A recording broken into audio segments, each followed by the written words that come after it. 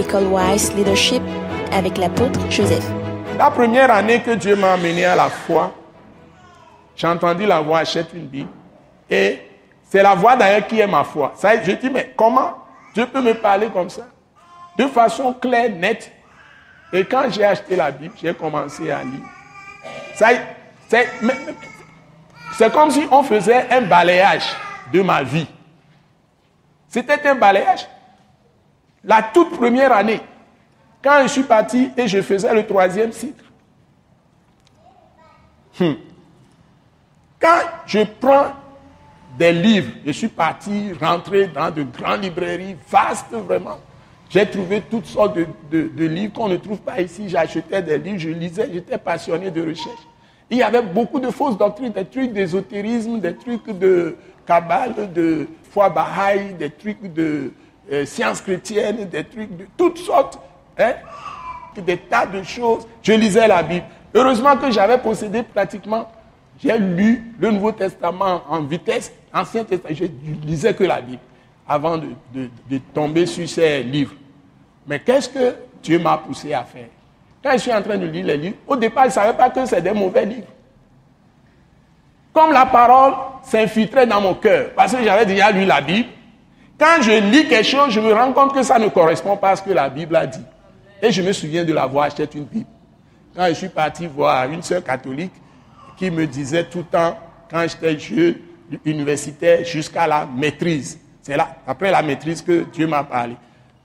La dame me disait, j'étais professeur, 3 années, comptabilité avec mathématiques financières, c'est un enseignement technique, avec des calculs rapides, j'étais professeur de ces 3 matières. J'arrive 3 années, j'ai fait 4 années, mais j'ai enseigné là-bas 3 années.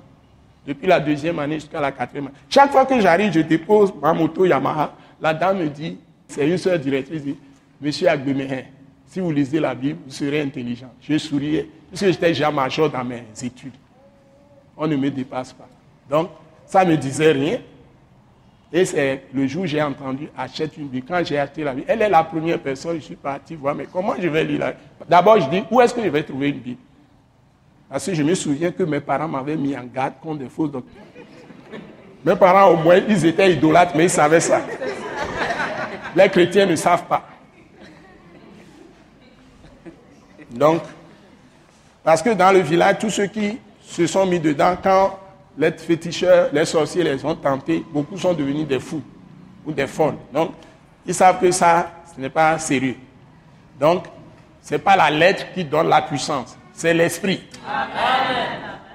Mais de façon générale, aujourd'hui, pour être un bon chrétien, il faut que tu sois un mauvais dénominationnel.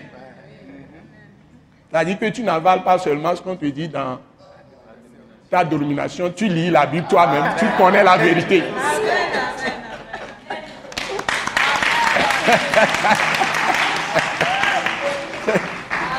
Tu reçois toi-même la révélation.